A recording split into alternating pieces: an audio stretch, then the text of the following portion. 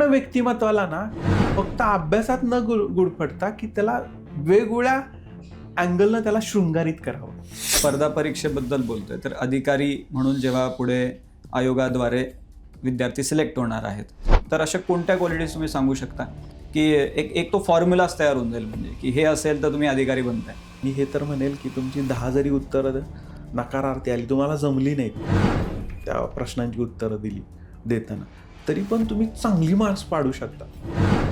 इंटरव्ह्यूमध्ये टॉपची mark पाडू शकता. तुम्ही ते कशा पद्धतीने उत्तरं देत आहात त्यांना तुम्हाला सत्यशील राहून तुम्ही ते उत्तरं देत आहात.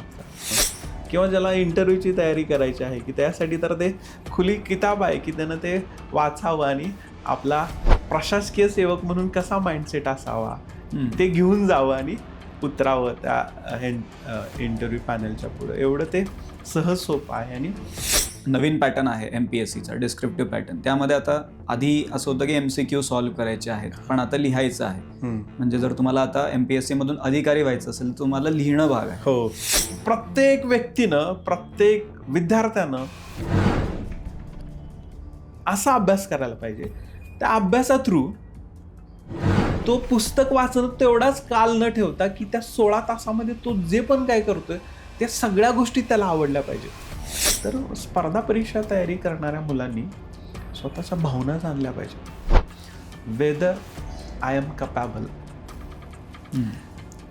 ते जर तुम्हाला वाटत नसेल तर थोडं जरी शंका असेल ना तर नाही करायला पाहिजे. तर आपण दिवसभरामध्ये मी समजा 8 तास झोपत असेल आणि 16 तास मी जे पण काय करतोय, जो पण अभ्यास करतोय, तर त्याची एक प्रोसेस होती त्या 8 तासात.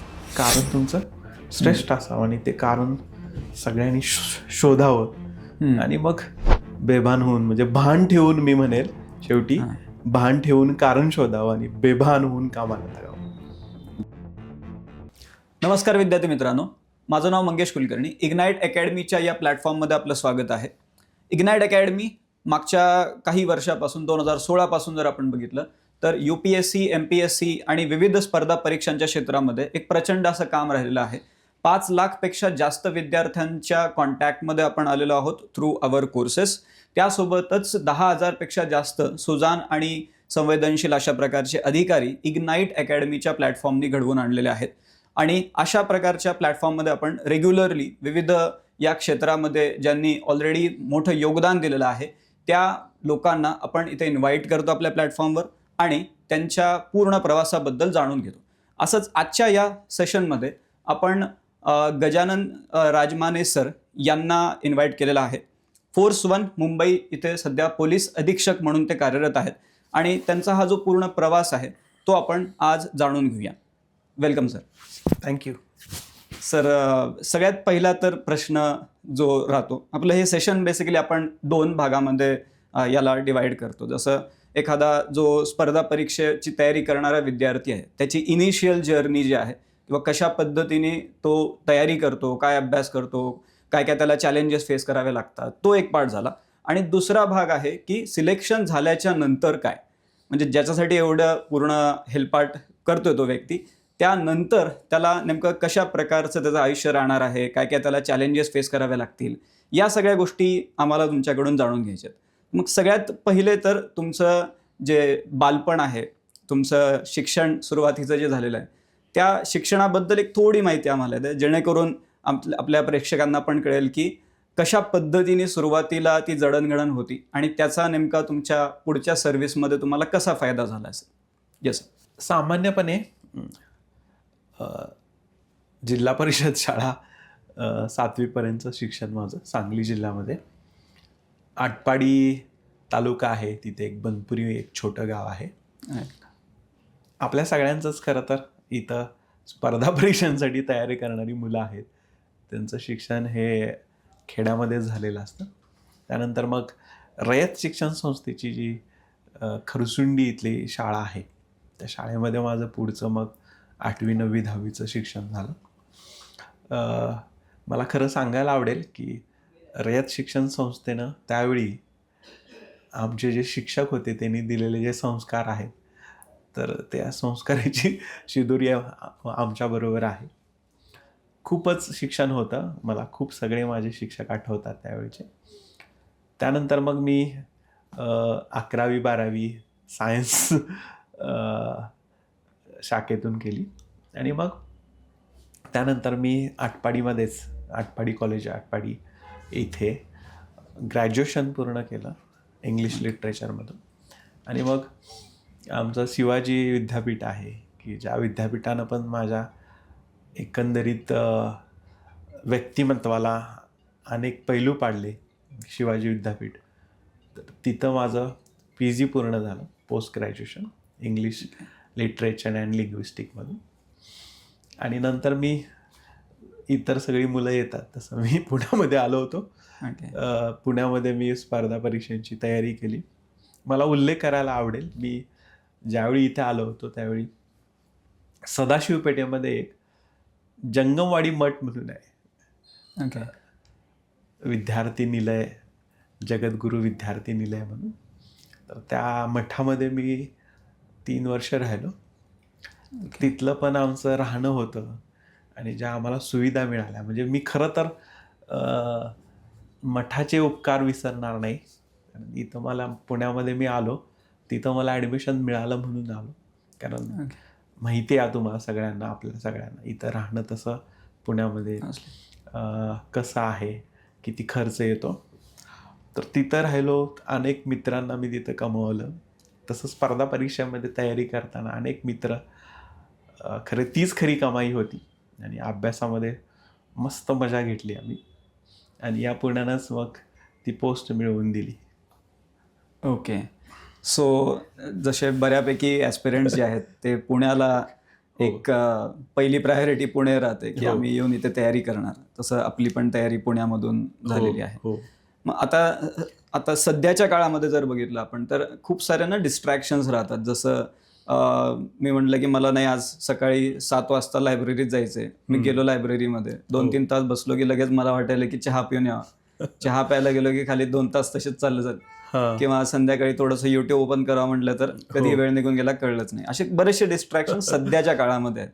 मग त्या काळामध्ये असं काही होतं का तुम्हाला? आमच्या काळातले डिस्ट्रॅक्शन म्हटलं तर आता ते फन होईल ती, पण ते सांगायला हरकत नाही. त्यावेळी मला हे वाटायचं की पुण्यामध्ये हे जे डेक्कन नावाचा एरिया आहे ना, तो डेक्कन नावाचा एरिया डेक्कन या नावावरून तयार झालाय का काय, कारण ते विद्यार्थ्यांसाठी खूप मोठा, आता मला माहित नाही असेल पण आता पण तो एक खूप रूममध्ये गेलं का तो एक भाग असायचा, जास्त छोट्या रूम्स असायच्या, त्या रूममध्ये राहणारी जास्त मुलं, त्यामुळं झोप येणं आणि ती गाढ झोप लागणं, ह्या सगळ्या ह्याच्या. घरी गेल्यानंतर मी समजा घरी गेलो, पाडव्याला गेलो, दिवाळीला गेलो, तर आई पहिल्यांदा आमचं ती बॅग घेऊन जी जायची ना, ती आई बाहेर ठेवून द्यायची 2 दिवस उन्हामध्ये.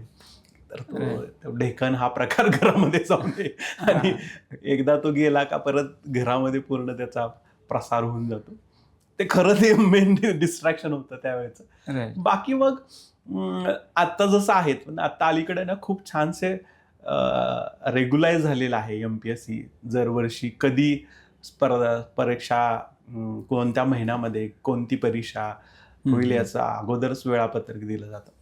आमच्या वेळी तसं नव्हतं, माहीतच नसायचं कधी परीक्षा होणार आहे, कोणत्या महिन्यात जाहिरात येणार आहे. आणि मग त्यावेळेचे जे माझे 3 वर्ष होते पुण्यातले, आत्ताचे ते छोटे असतील, कारण सोशल मीडियामुळे आपल्याला वेळ कसा गेला कुठे गेला कळत नाही, पण त्यावेळी ते नव्हतं सगळं. ते खूप मोठे दिवस वाटायचे. आणि मग एकदाशी जाहिरात आली, मग माझं PSI म्हणून पण सिलेक्शन, फ्री झालो, मेन झालो. त्यानंतर मी फिजिकलची एवढी तयारी करता आली नाही, पण फिजिकलची मी तयारी केली, त्यामध्ये मी पास झालो. दरम्यान राज्यसेवेची पण प्री पास झालो, मेन्स झालो. एका मेन्समध्ये मग मी यशस्वी नाही झालो, मग परत दुसरी मेन्स दिली, ती दिली, तिची प्री झाली, मेन्स झाली. आणि दरम्यान मग PSIचं ट्रेनिंग होणार होतं, त्यानंतर तिसरी पण मी मेन्स एक दिली.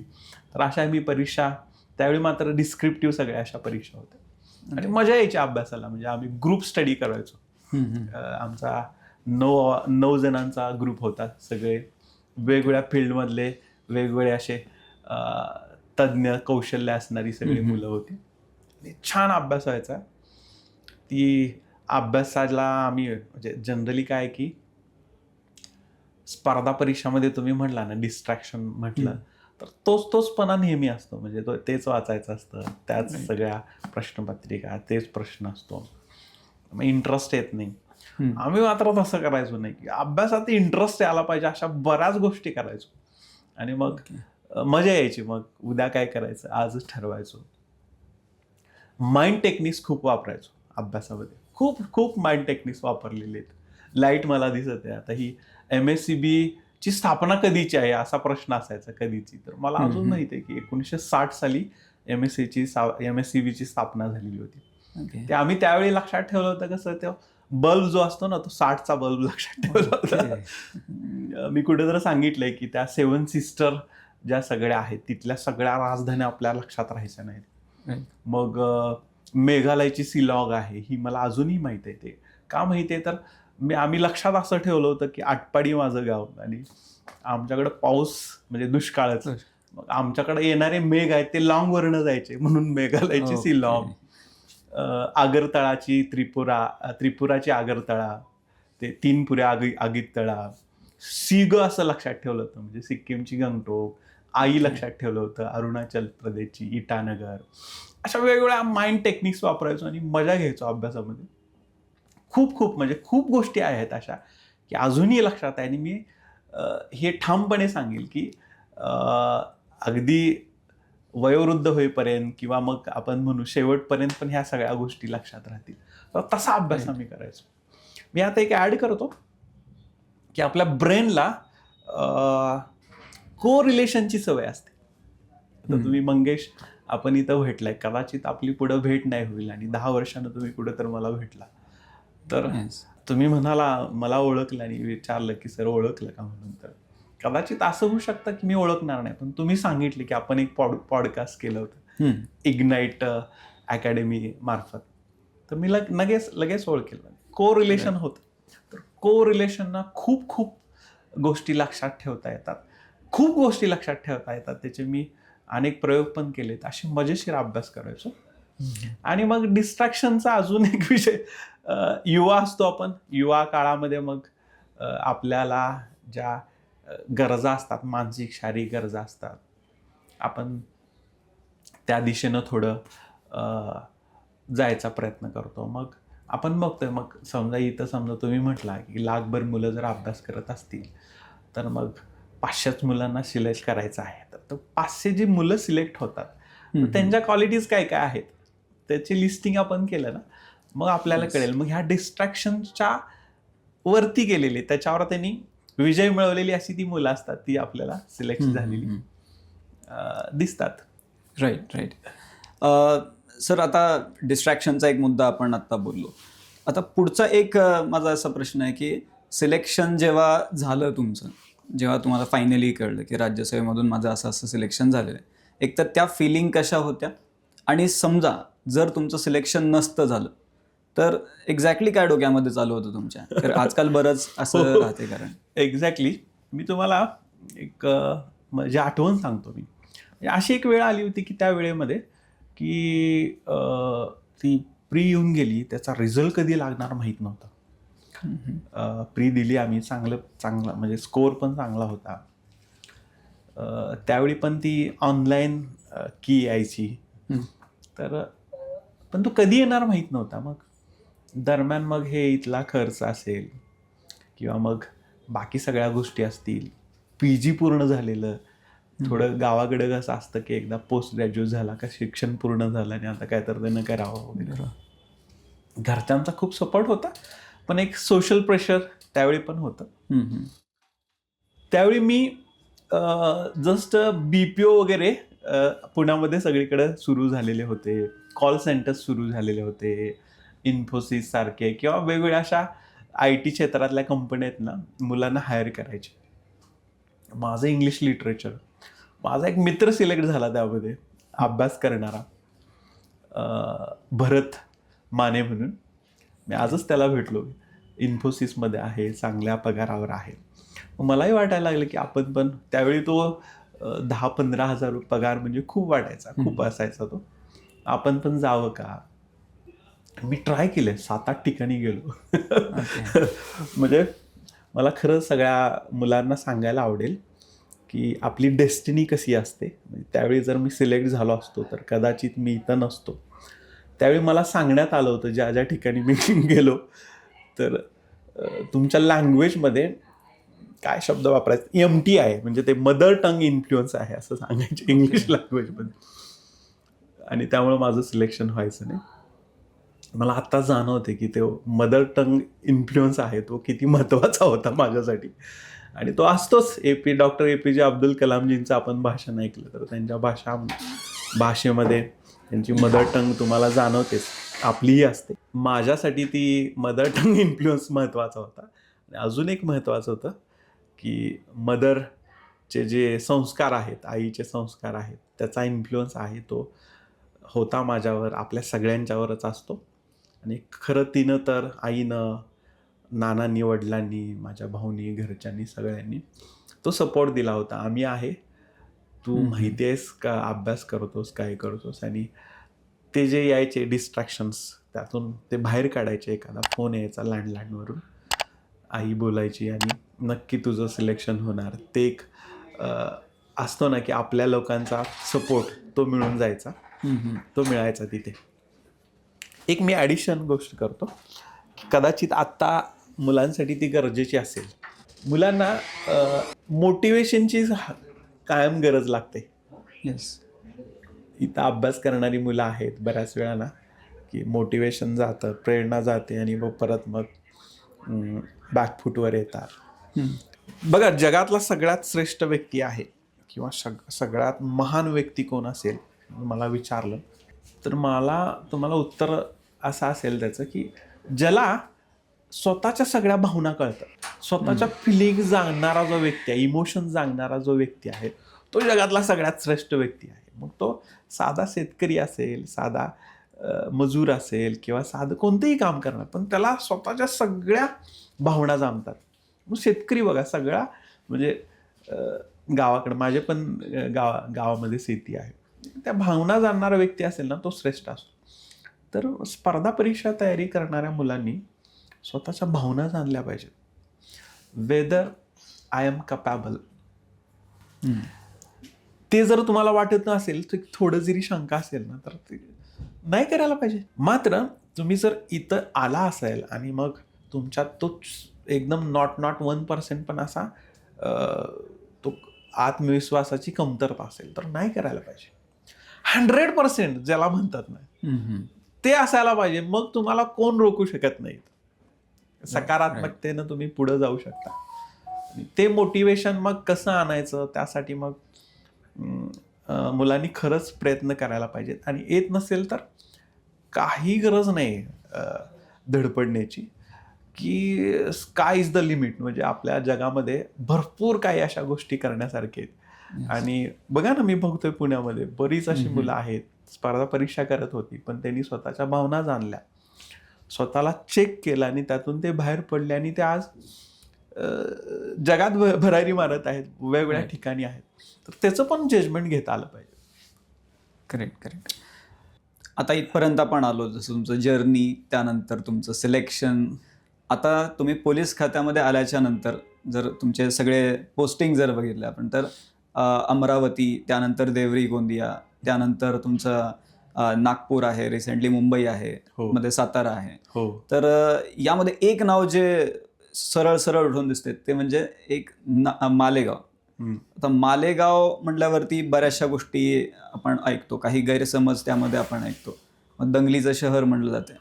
तर मालेगावमध्ये जी पोस्टिंग झाली त्यामध्ये आपलं पुस्तक जे आहे खांद्यावरचे स्टार्स, त्यामध्ये जर वाचलं तर बऱ्यापैकी आपल्याला एक वेगळाच मालेगाव त्यामधून दिसून येते. तर एक्झॅक्टली तिथं कसा आपला एक्सपिरियन्स होता? हो, अनेकांची दृष्टी असते, पण माझं पोस्टिंग तिथं झालं मालेगावला. मी म्हणतो की जर झालं नसतं तर मी आयुष्यामध्ये बरंच काही गमावलेलं असतं. तिथं भरपूर काय मला शिकता आलं. धार्मिक वेगवेगळे लोकांची मनं असतात, मग ती हिंदू धर्म असेल, मुस्लिम असेल, इस्लाम धर्म असेल, किंवा ख्रिश्चन धर्म असेल किंवा अनेक वेगवेगळे धर्म आहेत, बौद्ध धर्म आहे, तर प्रत्येकाची मनं जी आहेत ना ती तशी का बनतात? आता तुमच्या अकॅडमीचं नाव आहे इग्नायटेड. इग्नाइट. तर इग्नायटेड माइंड म्हणून एक बुक आहे डॉक्टर APJ अब्दुल कलामजींचं. तर त्यांनी त्यामध्ये ना वेगवेगळ्या ठिकाणी वेगवेगळ्या स्पिरिच्युअल अकॅडमीमध्ये ते गेले होते. तर तिथले त्यांनी असे वेगवेगळे अनुभव लिहिलेले आहेत. सुंदर बुक आहे ते. तर अशीच प्रत्येकाचं एक वेगवेगळ्या संस्कारानं इग्नाईट झालेलं, धार्मिक धारणेनं इग्नाईट झालेलं मन असतं. त्याला आपण इरेज करू शकत नाही, खोडू शकत नाही. मात्र आपण ते जाणून घेऊ शकतो, ते कसं मन असू शकतं, ते तसंच का आहे हे जाणून घेऊ शकतो. तर ते जाणून घेण्याची मला तिथं संधी मिळाली. मी मग धार्मिक काय ग्रंथ वाचले, काही पुस्तकं वाचली वेगवेगळ्या लेखकांची, महान लेखकांची, आणि मला कळालं.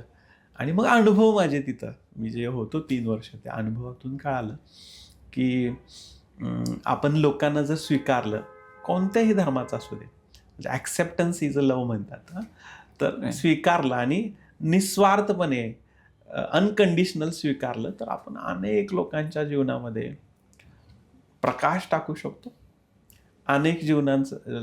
अनेकांचं जीवन आपण परिवर्तन करू शकतो. आणि प्रशासक जसा पाहिजे, प्रशासकीय सेवा जशी लोकांना अपेक्षित आहे तशी आपण निडरपणे, निस्वार्थपणे करू शकतो लोकांच्यासाठी, हे मला तिथं जाणवलं. अनेक किस्से आहेत तिथले, म्हणजे अनेक किस्से आहेत.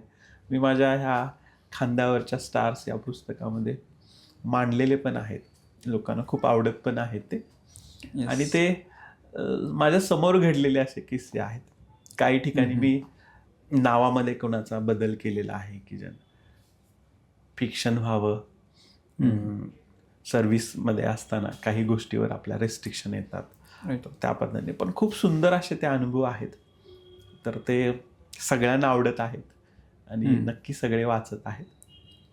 तिथला अनुभव एका लाईनमध्ये जर सांगायचा झाला, म्हणजे तिथल्या लाखो लोकांनी आणि त्या लाखोंच्या द्वारे करोडो लोकांनी जो दुवांचा साठा आहे ना, त्यांनी आम्हाला एवढा भरून भरून दिलाय की तो आयुष्यभर पुरेल. एवढं नीतीनं म्हणा, ईश्वरानं म्हणा, आमच्याकडून पण तिथं तशी प्रशासकीय सेवा करून घेतली, म्हणून झाली, कायदेशीररित्या पण झाली ती, आणि लोकांनी खूप प्रेम दिलं तिथं. राईट. सर, आता एक जो नवीन पॅटर्न आहे MPSCचा डिस्क्रिप्टिव्ह पॅटर्न, त्यामध्ये आता आधी असं होतं की MCQ सॉल्व्ह करायचे आहेत, पण आता लिहायचं आहे. म्हणजे जर तुम्हाला आता MPSC मधून अधिकारी व्हायचं असेल तर तुम्हाला लिहिणं भाग आहे. हो. मग त्या कॉन्टेक्स्टमध्ये जर बघितलं तर आपल्या पुस्तकामध्ये एक थीम जे मला प्रकर्षाने जे जाणून आले की जेव्हा आपण पब्लिक सर्व्हिस बद्दल बोलतोय, तर पब्लिक सर्व्हिस आपल्याला जर करायची आहे तर public involvement is also important. मग लोकांचा सहभाग जर नसेल तर या गोष्टी खूप चॅलेंजिंग होणार आहेत. तर मग असे बरेचसे उदाहरणं आपल्याला आपल्या पूर्ण टर्म मध्ये दिसून आलेले असणार आहेत जे नक्की मदत करतील. येस. मला बऱ्याच जणांचे अभिप्राय आलेले आहेत. मी खरं तर ते सगळे अभिप्राय साठवून ठेवलेले आहेत. तर मला जाणवतं की मीच खरं तर ते पुस्तक 30 वेळा वाचले असेल. प्रत्येक वेळी मला ना त्यात वाचताना आनंदच येतो. ते आपलंच पुस्तक आहे. मी त्या आपल्याच पुस्तकाच्या प्रेमात पडलेलो आहे.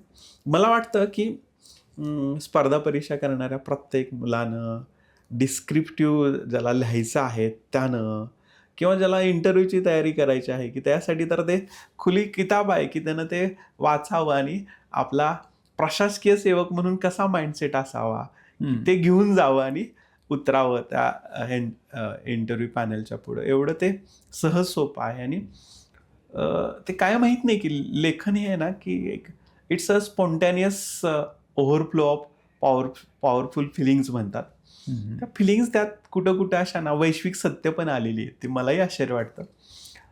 लिहिता लिहिता काही वाक्य अशी त्यामध्ये आलेली आहेत की ते आपल्याला हिट करतात, एकदम हृदयाला, आपल्या सोलपर्यंत जातात. ती वाक्य आहेत, ती अंडरलाईन करावी आणि आपल्या आयुष्याचा भाग बनवावी ती वाक्य,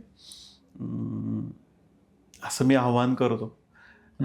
खरं तर माझी ती साहित्य कृती आहे ही पहिलीच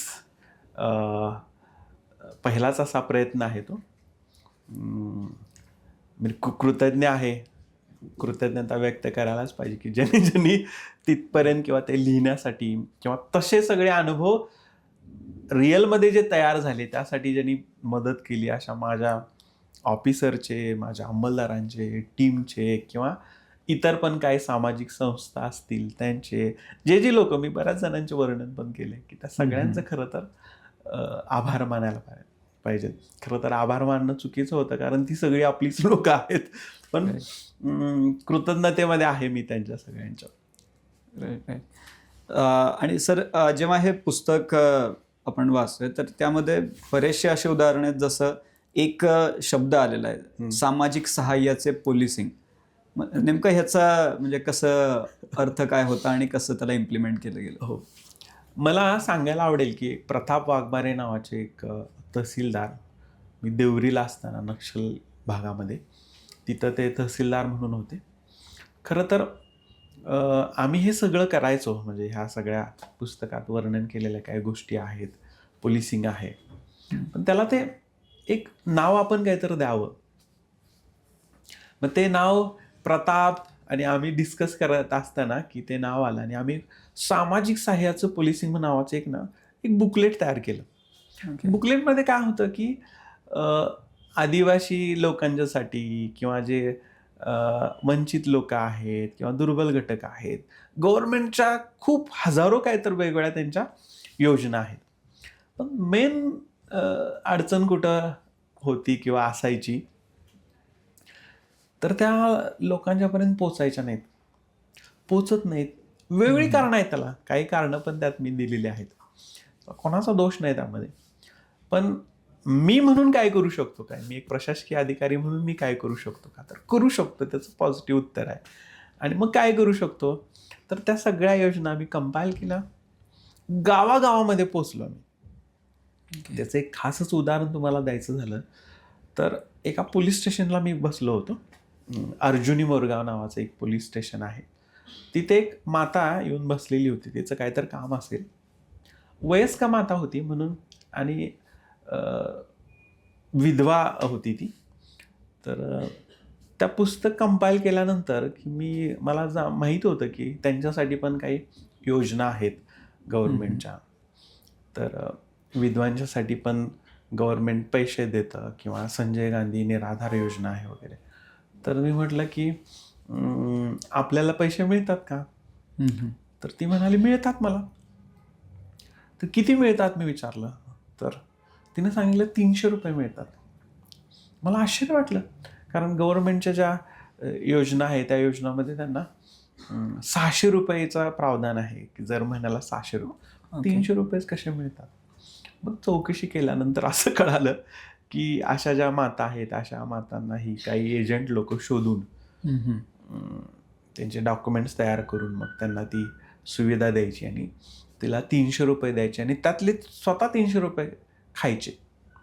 खरं तर पैसे खाण्यासाठी नसतात, आपण काय मिक्सरमध्ये बारीक करून ते खाऊ शकत नाही, जे खातात ते आजारी पडतात बऱ्याच वेळा. पण ते तसं होतं ते. मग तिथून एक युक्ती आली की आपण मग त्या ज्या माता होत्या त्या थोड्या तालुक्याच्या ठिकाणच्या होत्या, पण आम्ही मग नक्षल भागामध्ये की जिथं कोण लोक पोचत नाहीत अशा ठिकाणची सगळ्या लोकांना आम्ही शोधून काढली. मला आठवतंय, म्हणजे तो तसाच्या तसा माझ्या नजरेपुढं तो कार्यक्रम आहे. 120 मुलं लोक होती की जी सगळी अशी निराधार. माझा एक ऑफिसर होता, म्हणजे आहे तो सचिन बागुल म्हणून, API आहे तो, आणि संतोष महाले नावाचे तिथले एक तहसीलदार होते. तर आम्ही सगळ्यांनी मिळून मग त्या सगळ्यांना 120 लोकांना, माझे सगळे जवान आहेत, गावागावामध्ये जाऊन त्यांनी ते शोधून काढलेली लोक खरीच निराधार आहेत. तिथं कोण त्यांनी स्वप्नातही बघितलं नसेल की असं आपल्या, त्या सगळ्यांची आम्ही डॉक्युमेंट्स तयार करून घेतली. डॉक्टरांना तिथंच आणलं, हेच त्यांचं वयाचा दाखला, तुम्हीच MO आहात, तुम्हीच या, तुम्हीच द्या, तलाठी तिथं, सगळ्या प्रकारची गव्हर्नमेंट ऑफिशियल्स तिथं बोलवले आणि एकाच छताखाली आम्ही 120 लोकांचे सगळेचे सगळे दाखले तयार करून त्यांचा प्रपोजल तयार केला, प्रस्ताव तयार केला. आणि मग ते सहृदय महाले साहेबांनी ते सगळे मंजूर करून घेतले. असे मग अनेक ठिकाणी आम्ही असे प्रत्येक माझ्याकडे जे जे EOP होत्या आर्म आउटपोस्ट तिथं आम्ही असे प्रोग्राम्स घेतले. मला सांगायला आवडेल की अजूनही त्या लोकांना जर महिन्याला ते 600 रुपये जात असतील.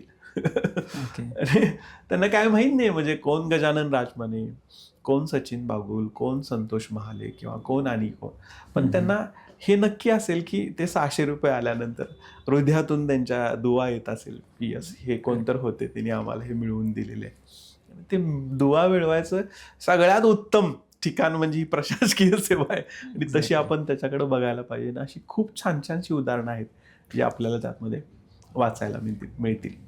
सर, आता आपण पोलिसिंगबद्दल बोलत होतो, तर एकदमच म्हणजे कॉमन क्वेश्चन जो पॉप्युलर क्वेश्चन राहू शकतो, स्पर्धा परीक्षा म्हणलं की यामध्ये आपल्या डोक्यात त्या सर्व्हिसबद्दल एक चित्र तयार झालेलं असते, ऑब्विसली ड्यू टू सिनेमा किंवा सिनेमामध्ये जे पोलीस दाखवतात आणि रिअल लाईफमधले जे पोलीस आहेत, तर म्हणजे एकदम ओव्हर दी टॉप कधी दाखवलं जाते का की ॲक्च्युअलमध्ये तसं राहते? समजा आपण सिंघमचं उदाहरण घेतलं तर तसा काही फरक राहतो का? फरक राहतोच तो.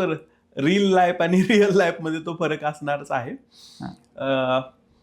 आपण बघा जे आपल्या बुद्धीला मनाला जे इनपुट देतोय, म्हणजे मी विद्यार्थ्यांसाठी पण सांगेल ते स्पर्धा परीक्षे तयारी करणारे, की माझं जर डोकं दुखत असेल तर ती आपण शरीराचं काय तर आभार मानायला पाहिजे की शरीर मला सिम्पटम्स देतंय की काय तू काय तर पित्तजन्य जास्त खाल्लं असेल किंवा तुझी झोप झाली नसेल वगैरे त्यामुळे डोकं दुखतं, पोटामध्ये कुठं दुखत असेल, डोळ्याला कुठं काय होतं, म्हणजे शरीराच्या कुठल्याही ऑर्गन्सला काय झालं तर आपल्याला लगेच कळतं. ते कळणं म्हणजे काय तर पेन होणं इज अ गुड थिंग. म्हणजे का तर तुम्हाला ते कळतंय, ते कळालंच नसतं तर कुठं पेन होतंय तर आपण डॉक्टरकडे जाणार नाही, त्याच्यावर आपण रिकव्हरी करण्यासाठी काय उपाय करणार नाही. मला तुम्हाला सांगायचं आहे की रिअल आणि रिअल लाईफ संदर्भात की आपण आपल्या बुद्धीला ॲज अ कॉम्पिटिटिव्ह एक्झामिनेशन देणारा मी विद्यार्थी म्हणून इनपुट तुम्ही जसं द्याल, मी हे शरीराचं मगाही सांगेल की मनाला की तशा प्रकारचं आउटपुट निघणार आहे हे गॅरंटेड आहे. जसं मी कम्प्युटरवर अमृता टाईप केलं तर मॉनिटरवर ते अमृताच दिसणार आहे, दुसरं कुणाचं नाव नाही येणार. अमृता यासाठी म्हणलं की माझ्या पत्नीचं नाव अमृता आहे म्हणून, तर अमृताच येणार आहे. सेम तसं आहे. तुम्ही जे इनपुट तुम्हाला देताय, तुम्ही जे वाचताय, तुम्ही जे बघताय, तुम्ही ज्या संगतीमध्ये आहात, बोललेलं ऐकताय, ह्या सगळ्या गोष्टींचा ना आपल्या मनाच्या वैचारिक रिदमवर परिणाम पडतो. सिंपल आहे. म्हणजे तुम्ही रात्री काय जे बघितलं असेल ते तुमच्या मनामध्ये काय होतंय की त्याच्यावर प्रोसेस तयार होते. त्याच्यावर मी तुम्हाला सांगू शकतो ती प्रोसेस कशी होती. जे 8 तास आपण जो झोपतो, प्रत्येकाला झोपावं लागतं, जगातल्या प्रत्येक प्राण्याला झोपावं लागतं, मुंगीला पण झोपावं लागतं, प्राण्याला पण झोपावं लागतं, मासे पण मायक्रो स्लीप घेत असतात. वेगवेगळ्या प्राण्यांच्या वेगवेगळ्या झोपेच्या काय तर वेळा आहेत. मग ती खारुताईची 15 तास आहे, सिंहाची 14 तास आहे, तुमच्या वटवागळाची 19 तास तो झोपतो, माणूस तशा प्रकारे तो 8 तास झोपतो. तर त्या 8 तासामध्ये जे मेंटली आपले काय प्रोसेस होती मेंदूची ती खूप महत्त्वाची आहे. ती मला खरं आता सुचलं हे की मुलांना खरं मी सांगायला पाहिजे असं मला वाटतं.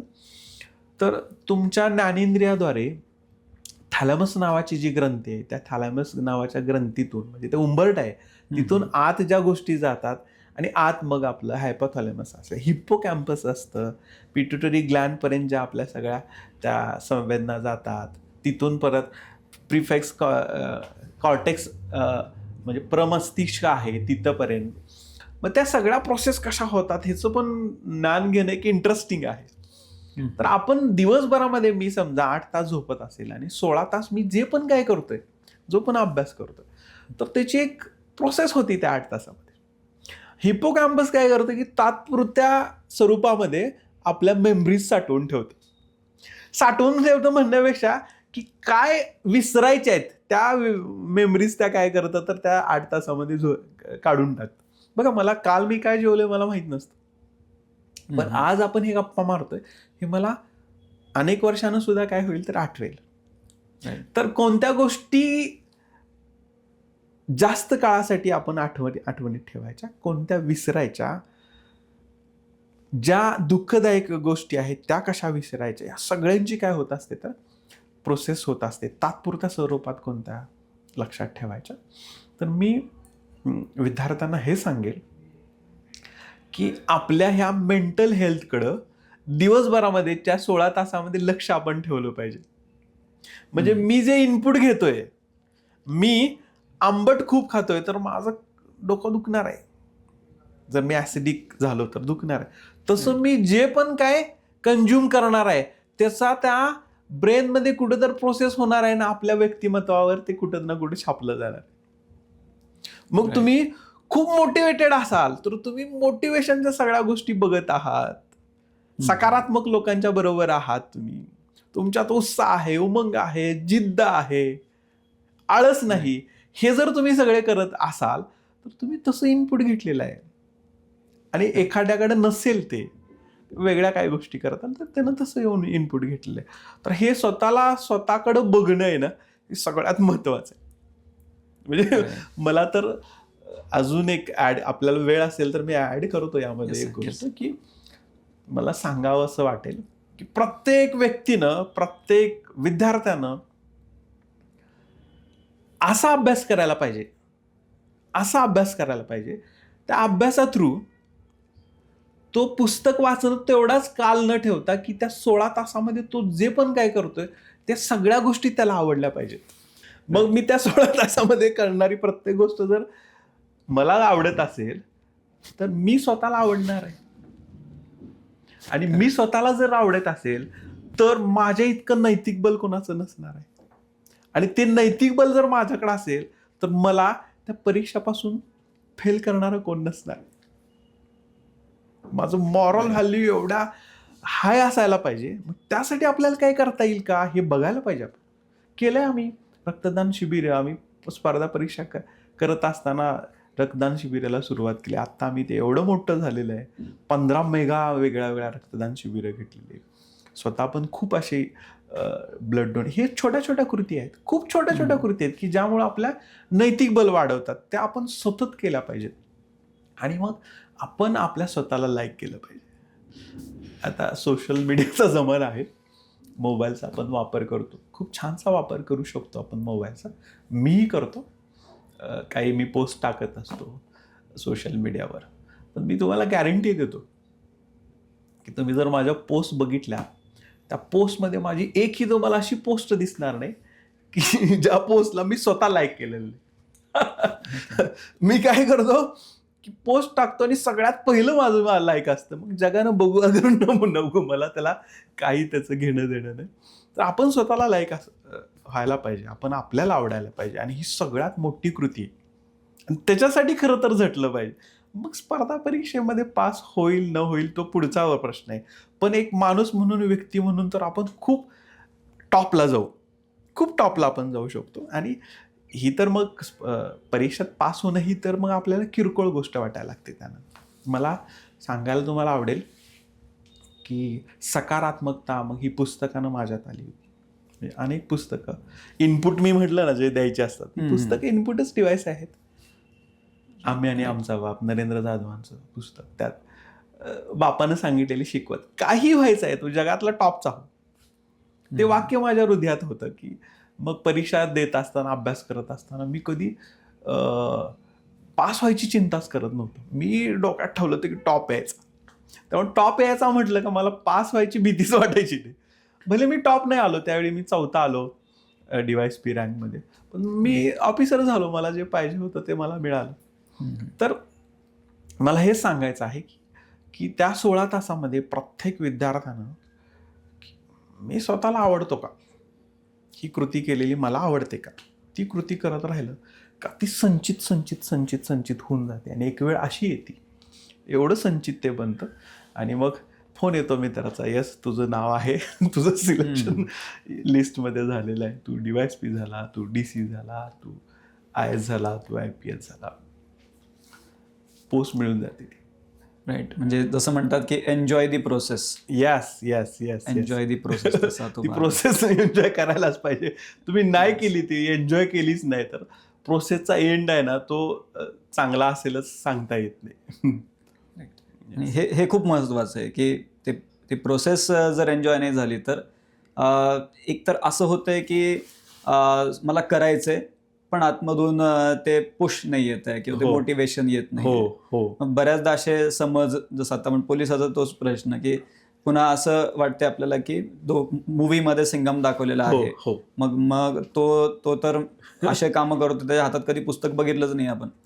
हा येस, मूळ मुद्दा माझा तो एक म्हणजे लास्टची लाईन ती राहिली की मग मला सांगायचं आहे काय की आपण जे बघतोय बाहेर, वाचतोय, मूवीमध्ये बघतोय, ते खरं असेल असंच नाही. म्हणजे तुम्ही जे इनपुट देताय ना ते इनपुट ते खरं आहे असं नाही.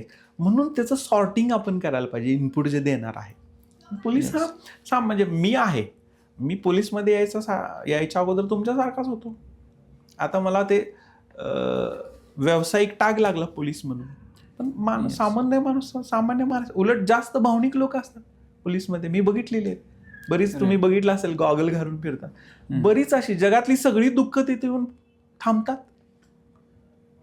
बघा ना अलीकडं कशा कोणत्या मुलींच्यावर रेप होतात, कुठे मर्डर होतात, तुकडे इकडे तिकडे फेकलेले असतात मर्डरमध्ये, त्यांना एकत्र करायचं असतं, ॲक्सिडेंट कसे झालेले असतात, कुणी आत्महत्या किती भयानक प्रकारे केलेली असते, अशी सगळी प्रकरणं हँडल करावी लागतात त्यांना.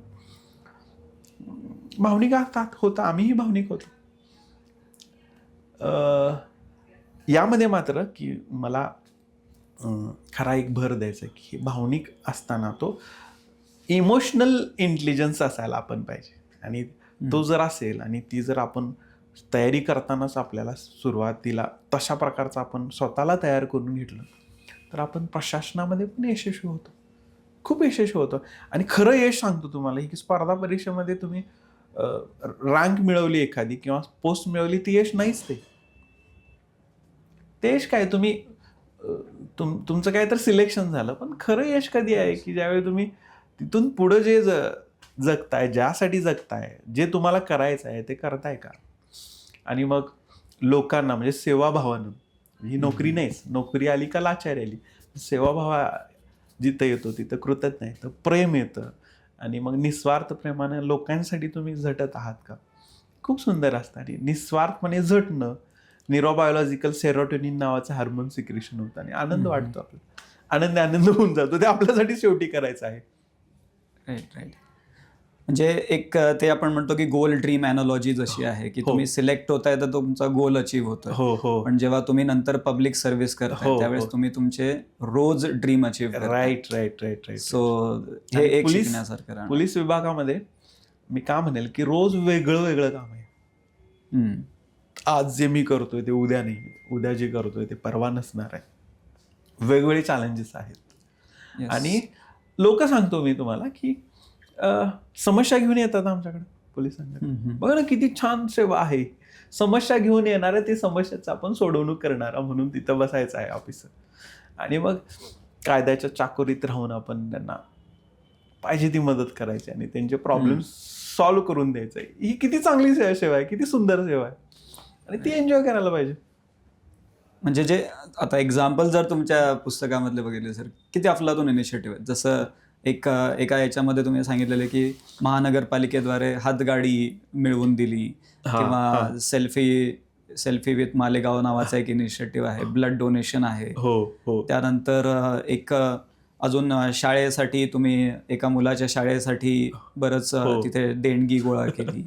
सो अशा बऱ्याचशा गोष्टी आहेत ज्या म्हणजे पब्लिक सर्व्हिस एक तर तो भाग झाला आणि त्यासोबत या किती इनोव्हेटिव्ह पद्धतीने करता येतील. सो तो पण एक भाग आपल्याला इथे दिसतो. मला थोडं ऍड करावं लागेल की मला थोडं लिहिता येते असं आता सगळे सांगत आहेत, मित्र पण, माझी पत्नी पण असेल किंवा ज्याने पुस्तक वाचलेलं आहे. तर हे जे करतात ना हे अनेक जण करत आहेत. म्हणजे अधिकारी म्हणून, पोलीस ऑफिसर म्हणून किंवा प्रशासकीय अधिकारी म्हणून अनेक जण हे करत आहेत.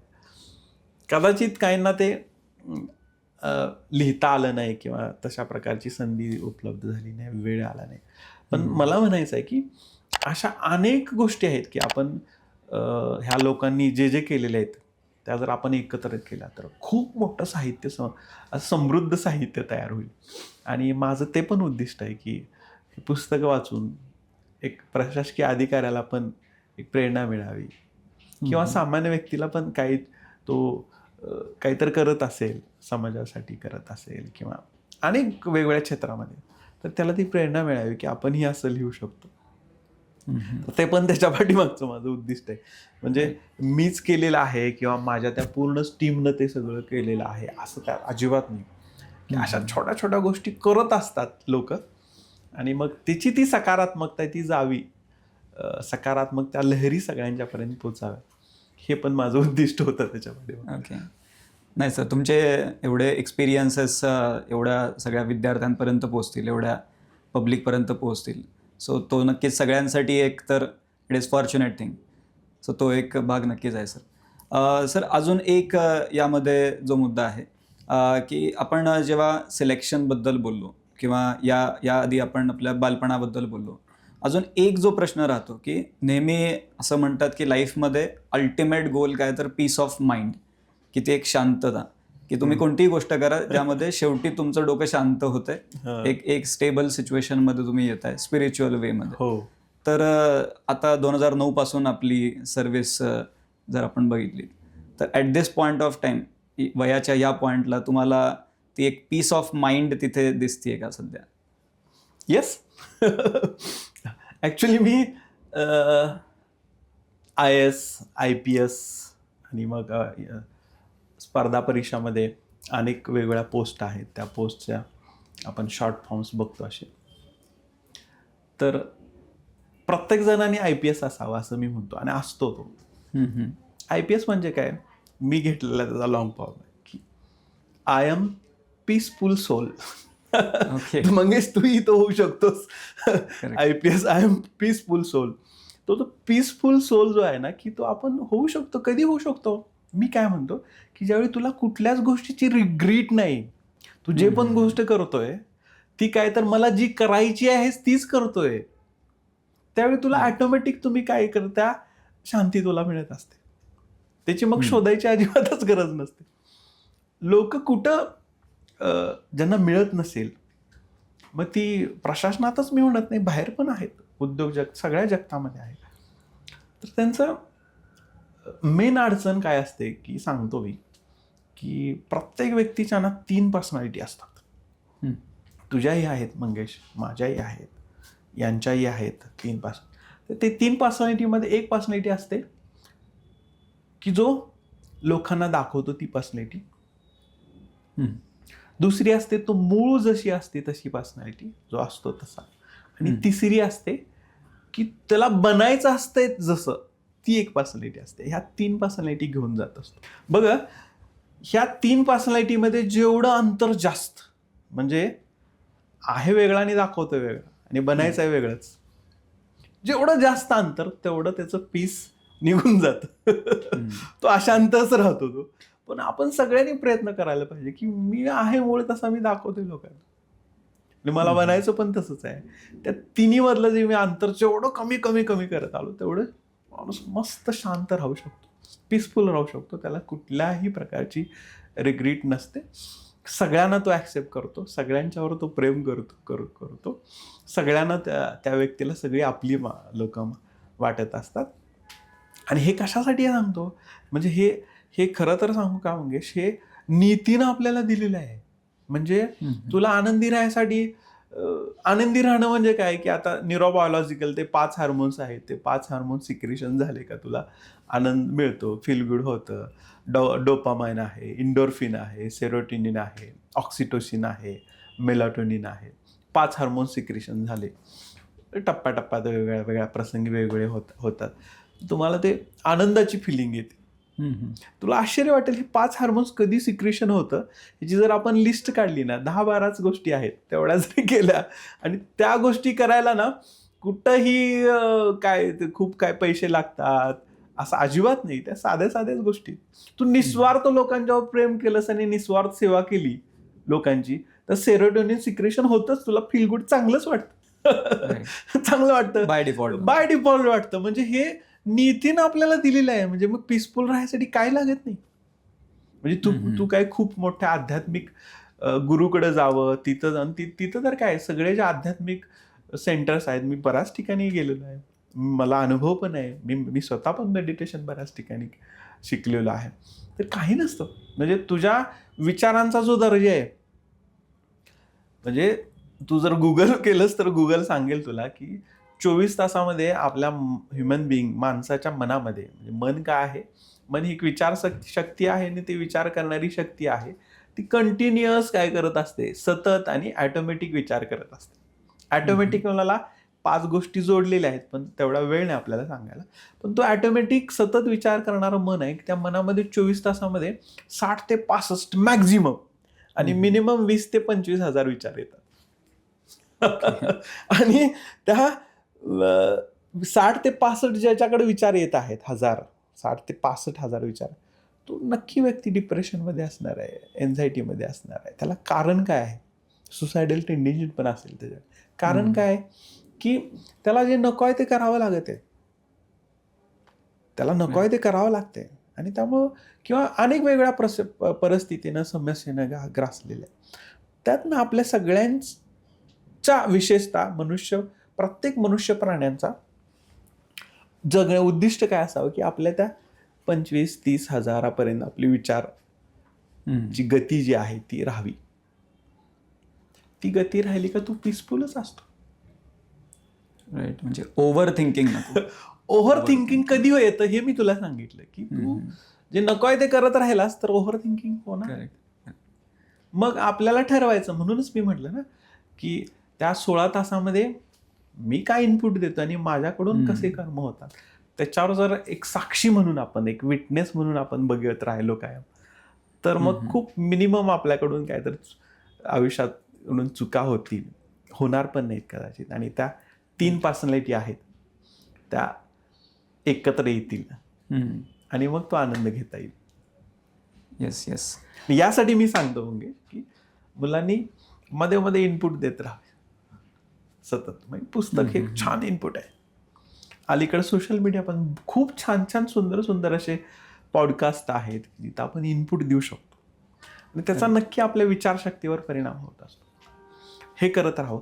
मूवी बघाव्यात चांगल्या, खूप सुंदर सुंदर आहेत मूवी. त्यातनं पण ताकद मिळते, मोटिवेशन मिळते.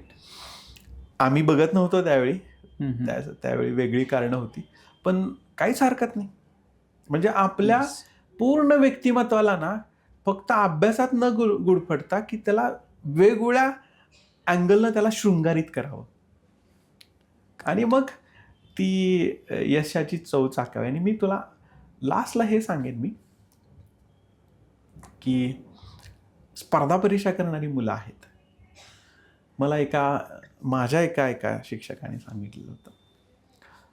तर ती पास झाली, यशस्वी झाली आपण म्हणू, किंवा नाही झाली तरी पण ती फायद्यात असतात. दोन्ही वेळा ते फायद्यात असतात. ती कशी? स्पर्धा परीक्षा करणारा विद्यार्थी म्हणजे राजा असतो. तो युद्धभूमीमध्ये आहे. तो जर लढाई जिंकला तर त्याला राजापद मिळणार आहे आणि नाही जिंकला तरी त्याला स्वर्ग मिळणार आहे. शहीद झाला तरी दोन्ही वेळे तो फायद्यात असतो. आणि तुम्ही बघितले असतील, मीही बघितलेलं, असे माझे खूप मित्र आहेत की काहींना नाही समजा यश मिळालं पण ते त्यांच्या लाईफमध्ये खूप टॉपला गेलेले, जग कळालेलं असतं त्यांना. पण याचा अर्थ नाही असा नाही की मग सगळे करतात म्हणून सगळ्यांनीच ते करावं असं अजिबातच नाही. मग सेल्फ रिअलायझेशन करून, स्वतःच्या भावनांना बघून, स्वतःची ताकद बघून, त्याला लागणाऱ्या गोष्टी बघून सेल्फ चेकिंग करावं आणि मग ठरवावं नक्की. ओके सर, एक शेवटचा प्रश्न. जेव्हा आपण आता स्पर्धा परीक्षेबद्दल बोलतोय तर अधिकारी म्हणून जेव्हा पुढे आयोगाद्वारे विद्यार्थी सिलेक्ट होणार आहेत तर अशा कोणत्या क्वालिटीज असतील ज्या एकतर बऱ्याचशा विद्यार्थ्यांमध्ये ऑलरेडी असू शकतात, बऱ्याचशांना त्या डेव्हलप कराव्या लागतील. तर त्यांना जर डेव्हलप करायचं झालं त्या क्वालिटीज, तर अशा कोणत्या क्वालिटीज तुम्ही सांगू शकता की एक तो फॉर्म्युलाच तयार होऊन जाईल, म्हणजे की हे असेल तर तुम्ही अधिकारी बनताय. सो अशा कोणत्या क्वालिटीज सांगताय? असा एक पर्टिक्युलर ती पर्सनॅलिटी आहे. तुम्हाला ऑलरेडी प्री मेन्समध्ये MPSC UPSC चेक करणार आहे. इंटरव्ह्यूमध्ये तुम्हाला तुमची ती पर्सनॅलिटी बघायची असते. म्हणून मी तुम्हाला सांगितलं त्यांना चेक करायचं असतं. मी हे तर म्हणेल की तुमची 10 जरी उत्तरं नकारार्थी आली, तुम्हाला जमली नाहीत त्या प्रश्नांची उत्तरं देताना, तरी पण तुम्ही चांगली मार्क्स पाडू शकता. इंटरव्ह्यूमध्ये टॉपची मार्क पाडू शकता. तुम्ही ते कशा पद्धतीने उत्तरं देत आहात, त्यांना तुम्हाला सत्यशील राहून तुम्ही ते उत्तरं देत आहात का? तुमच्या एकंदरीत व्यक्तिमत्वामध्ये प्रामाणिकपणा किती आहे हे ते चेक करत असतात. आणि मी खरं सांगू का की खूप कमी वेळामध्ये आहे ना की ती अंगीकरणाचे असे गुण नसतातच. ते तुमच्या प्रत्येक टप्प्यामध्ये ते काय तर संचित सापडलेलं आहे, म्हणजे तो आपल्या व्यक्तिमत्वाचा. मग तुम्हाला कधी तर 4थीमध्ये असताना, कधी तर ते 7वीमधलं, 10वीमधलं, 12वीमधल्या अशा वेगवेगळ्या टप्पे आहेत. तुम्ही वेगवेगळ्या ॲक्टिव्हिटी करत असतात, ते टप्पे आहेत. तुम्ही ज्या ठिकाणी राहत आहात, तुमचे आईवडील आहेत, तुमचे गुरु आहेत, तुमचे मित्रसंबंधी आहेत, अनेक गोष्टी करतात. तुम्हाला इनपुट काय मिळतं, ह्या सगळ्यांचं एक तयार झालेला एक गोळा म्हणजे तो ह्युमन बिईंग असतो. तर तो बदलायचा असेल तर तो आर्टिफिशियल होईल. पण मी आहे जसा मग काय की प्रशासनामध्ये कशी लोक लागतात प्रशासनामध्ये, प्रामाणिक लागतो. मी प्रामाणिक आहे का? राईट. कशी लागतात? निडर लोक लागतील. कशी लागतील? की राष्ट्रभक्ती असणारी, देशभक्तीला असणारी लोक लागतील. कशी लोक लागतील? की जी दुर्बळ घटक आहेत त्यांच्यावर प्रेम करणारी लोक लागतील. ज्ञानी लागतील, अभ्यासू लोक लागतील.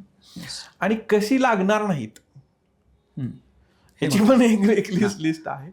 तर तसं आपण नसू तर नक्की सिलेक्ट होऊ. पण मी एक सांगतो की तुम्ही जर सिलेक्शन प्रोसेसमध्ये तुम्ही इन्व्हॉल्व आहात, म्हणजे स्पर्धा परीक्षांची तयारी करत आहात आणि मनामध्ये मग काहीतरी घेऊन आलेला आहात की मी असं करेल, ते निगेटिव्ह असेल की मी यासाठी येणार आहे, मला हे करायचं आहे, ते करायचं आहे, भौतिक सगळ्या गोष्टींचा विचार तुम्ही करत असाल तर न आलेलं बरं. कारण तुम्ही त्या गोष्टी घेऊन तुम्ही जर अभ्यास करत असाल तर तुम्हाला ते बल नसणार आहे. तुमचं कारणच चुकीचं आहे ते मिळवण्याचं. चुकीच्या कारणाला यश मिळण्याच्या शक्यता खूप कमी असतात. कारण तुमचं श्रेष्ठ असावं आणि ते कारण सगळ्यांनी शोधावं आणि मग बेभान होऊन, म्हणजे भान ठेवून, मी म्हणेल शेवटी भान ठेवून कारण शोधावं आणि बेभान होऊन कामाला लागावं. जय हिंद. Right. Yes. So thank you sir, thank you for joining. आणि सगळ्या विद्यार्थ्यांना पुन्हा हेच सांगणं राहील की या पूर्ण डिस्कशनमध्ये आपल्याला काय लक्षात येतं की एकतर अधिकारी बनण्यासाठीचा फॉर्म्युला, सिलेक्शन झालं तिथे एंड नाही आहे, तो एक भाग झाला. त्यानंतरची जी लाईफ आहे त्यामध्ये पण आपल्याला डोक्यामध्ये पब्लिक सर्व्हिस हा जो पूर्ण भाग आहे तो डोक्यात नेहमी ठेवणं गरजेचं आहे. आणि त्या माध्यमातून जास्तीत जास्त लोकांचा कसा फायदा करून देता येईल ते बघणं देखील आपल्याला गरजेचं आहे. आणि मग ह्या सगळ्या गोष्टी नेमकं हे कशा पद्धतीने ॲक्च्युअल सर्व्हिसमध्ये कशा पद्धतीने तुम्हाला बघायला मिळते, यासाठी खांद्यावरचे स्टार्स हे जे पुस्तक आहे सरांचं, हे एकदम गाईड आहे. म्हणजे त्यामध्ये तुम्ही म्हटलं की तुम्हाला GS4 सारखा पेपर आहे, त्यामध्ये एथिक्समध्ये तुम्हाला गोष्टी लिहायच्या आहेत, तर तिथे हे तुम्हाला मदत करू शकते. डे टू डे लाईफमध्ये तुम्ही म्हटले मी स्पर्धा परीक्षेची तयारी करत पण नाही आहे, तरी डे टू डे लाईफमध्ये एक्झॅक्टली आपण कसं असलं पाहिजे, कशा पद्धतीने आपलं कॅरेक्टर डेव्हलप झालं पाहिजे, त्यासाठी देखील हे पुस्तक तुम्हाला नक्कीच फायद्याचं आहे. आणि पूर्ण महाराष्ट्रामध्ये गाजतंय पुस्तक, ज्यामध्ये प्रत्येक गोष्ट जी आहे ती आपल्याला एकदम जवळची गोष्ट वाटायला लागली. आणि हा जो पूर्ण एक प्रवास आहे सरांचा, तो नक्कीच या पुस्तकामधून पूर्ण महाराष्ट्र, पूर्ण भारतामध्ये पसरतोय. आणि त्यामुळे नक्कीच आपल्या सगळ्यांना याची मदत होणार आहे. सो अशाच काही इंटरेस्टिंग पॉडकास्टला घेऊन आपण इथून पुढे देखील भेटत राहू. आता आपण इथे थांबू. Thank you very much.